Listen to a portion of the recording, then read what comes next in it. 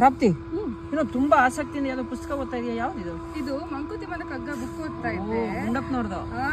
ಇದೊಂದು ಕಗ್ಗ ತುಂಬಾ ಚೆನ್ನಾಗಿತ್ತು ನೋಡಿ. ಹೃದಯೇಂಗಿತಕ್ಕೆ ರಾಗ ತಾಳದ ಕಟ್ಟು, ಗದ್ಯ ಲೌಕಿಕ ತಾತ್ವಿಕ ಕಚ್ಚುಕಟ್ಟು, ಮಧ್ಯದಲ್ಲಿ ಮಿಸುಕಿ ನೆಲ ಬಿಟ್ಟು ಬಾನ್ ಮುಟ್ಟದಿಹ, ಪದ್ಯವಧಿಕ ಪ್ರಸಂಗಿ ಮಂಕುತಿಮ್ಮ. ಏನಿದು ಅಧಿಕ ಪ್ರಸಂಗಿ ಅಂತೆಲ್ಲ ಬರ್ದಿದ್ದಾರೆ? ಕೆಲವರ ಬಗ್ಗೆ ಇರ್ಬೇಕು, ನೋಡೋಣ. ಹಂಗಲ್ಲ ಅದು.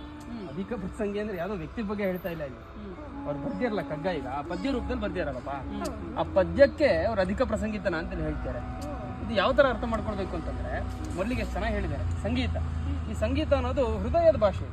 ಅಂದ್ರೆ ಸಂಗೀತದ ಮೂಲಕ ನಾವು ಹೃದಯಗಳನ್ನು ಮುಟ್ಬೋದು. ನಮ್ಮ ಮನಸ್ಸಿನ ಭಾವನೆಗಳನ್ನ, ನಮ್ಮ ಒಂದಿಷ್ಟು ತುಡಿತಗಳನ್ನ ಸಂಗೀತದ ಭಾಷೆಯಲ್ಲೇ ನಾವು ಮುಟ್ಬೋದು ಅಂತ ಎಷ್ಟೋ ಸಲ ಹೇಳ್ತಾರೆ. ಯಾವಾಗ ಪದ ತನ್ನ ಶಕ್ತಿಯನ್ನು ಕಳೆದುಕೊಳ್ಳುತ್ತೆ, ಅಲ್ಲಿಂದ ಸಂಗೀತದ ಒಂದು ಚಲನೆ ಶುರು ಆಗುತ್ತೆ, ಪದ ಚಲನೆ ಶುರು ಆಗುತ್ತೆ ಅಂತ ಹೇಳ್ತಾರೆ. ಅದು ಸಂಗೀತಕ್ಕೆ ಶಕ್ತಿ ಇದೆ. ಸಂಗೀತಕ್ಕೆ ಇಂಥದ್ದೇ ಪದ ಬೇಕಂತಾನೆ ಇಲ್ಲ. ನಾವು ನೋಡಿರ್ತೇವೆ, ಸಂಗೀತ ಆಲಾಪದಲ್ಲೇ ಮೈ ಮರೆಸ್ಬಿಡ್ತಾರೆ, ಅಷ್ಟು ಶಕ್ತಿ ಇದೆ ಸಂಗೀತಕ್ಕೆ. ಆದ್ರೆ ಗದ್ಯ ನೆಕ್ಸ್ಟ್ ಹೇಳ್ತಾರೆ. ಗದ್ಯ ಇದೆಯಲ್ಲ, ಗದ್ಯಕ್ಕೆ ಪದ ತುಂಬಾ ಮುಖ್ಯ. ಎಲ್ಲ ಪದಗಳು ಕೂಡ ಒಂದು ಸತ್ವ ಇರಬೇಕು, ಒಂದು ಸಾರ ಇರಬೇಕು, ಸರಿಯಾಗಿರ್ಬೇಕು. ಅಂದ್ರೆ ನುಡಿಗಟ್ಟೆಗಳೇ ತುಂಬಾ ಮುಖ್ಯ ಅಂತ. ಗದ್ಯದಲ್ಲಿ ಅದೆಲ್ಲ ಸರಿ ಇದ್ರೆ ಮಾತ್ರ ಆ ಗದ್ಯಕ್ಕೊಂದು ಶಕ್ತಿ ಬರುತ್ತೆ. ಅದಕ್ಕೆ ಈ ತತ್ವಗಳನ್ನೆಲ್ಲ ನಮಗೆ ತಿಳಿ ಹೇಳೋದು ಹೇಗೆ ಅಂದ್ರೆ ಗದ್ಯದ ಮೂಲಕನೇ. ತತ್ವಗಳನ್ನೆಲ್ಲ ಸಂಗೀತದ ಮೂಲಕನೇ ಹೇಳಕ್ಕಾಗಲ್ಲ, ಅರ್ಥ ಆಗಲ್ಲ. ಗದ್ಯ ಬೇಕೇ ಬೇಕು ಅಲ್ವಾ? ಆದ್ರೆ ಈ ಪದ್ಯ ಇದೆಯಲ್ಲ, ಇದು ಪದ್ಯ ಆ ಕಡೆನಲ್ಲ ಈ ಕಡೆನೂ ಅಲ್ಲ ಅಂತ. ಪದ್ಯಕ್ಕೆ ಈ ಕಡೆ ತಾಳ ರಾಗಗಳು ಬೇಕೇ ಅಂತನೂ ಇಲ್ಲ. ಇನ್ನ ಗದ್ಯ ತರ ಸುಲಭವಾಗಿ ಬರೀಲಿಕ್ಕೂ ಆಗಲ್ಲ. ಅದು ಗದ್ಯಕ್ಕೆ ಛಂದಸ್ಸೆಲ್ಲ ಬೇಕಂತಿಲ್ಲ.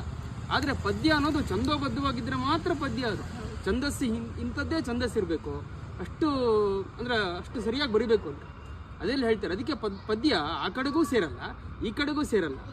ಆದ್ರೂ ಕೂಡ ಇದು ಈ ಮಧ್ಯದಲ್ಲಿ ಒಂದು ರೀತಿ ಅಧಿಕ ಪ್ರಸಂಗಿತನವನ್ನು ಮಾಡುತ್ತೆ ಅಂತ ಹೇಳ್ತಾರೆ. ಇಲ್ಲಿ ಅಧಿಕ ಪ್ರಸಂಗಿತನ ಅಂದ ತಕ್ಷಣ ಅದು ಅಪ್ರಯೋಜಕ ಅಂತಲ್ಲ. ಈ ಪದ್ಯದಲ್ಲಿ ಒಂದು ರೀತಿಯ ಚೇಷ್ಟೆ ಇರುತ್ತೆ. ಅದು ಆಬಾಲ ವೃದ್ಧರಿಗೂ ಇಷ್ಟ ಆಗ್ಬೇಕು, ಎಲ್ಲರೂ ಕೂಡ ಇಷ್ಟ ಆಗ್ಬೇಕು ಅಂತ.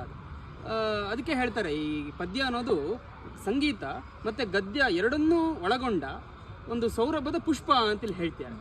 ಅದು ಪದ್ಯ ಅಂತ. ಅಂತಹ ಪದ್ಯದ ರೂಪದಲ್ಲಿ ನಾನು ಈ ಕಗ್ಗವನ್ನು ರಚನೆ ಮಾಡಿದ್ದೀನಿ ಅಂತ ಗುಂಡಪ್ಪನವ್ರು ಹೇಳ್ತಾರೆ. ಇದು ಈ ಕಗ್ಗದ ಗೂಢಾರ್ಥ.